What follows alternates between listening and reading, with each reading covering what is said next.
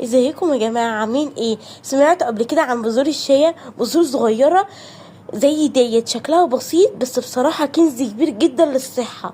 اول حاجة فيها الياف عالية جدا، بتساعد على الهضم، وكمان بتخليكي تشبعي بسرعة وتفضلي فترة طويلة من غير ما تحسي بالجوع.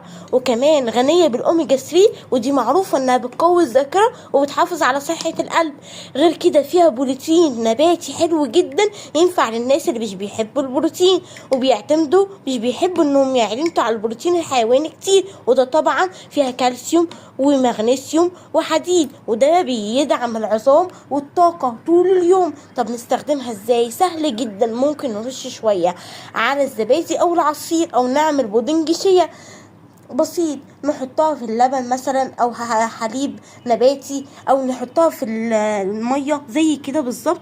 بصي، وبتبقى شكلها كأنها جيلي، وطعمها حلو، يعني مش سيء لدرجة اللي متقدريش تشربيها، بس بصراحة طعمها كويس. وكمان تقدري تغيري طعمها انك تحطيها على السلطة او حتى في الشوربة. يعني باختصار، بذور الشيا مش مجرد موضة، دي فعلا اضافة قوية، واي حد يجربها هيحس بالفرق الكبير في صحته ونشاطه. جربوها وقولوا لي ايه رأيكم.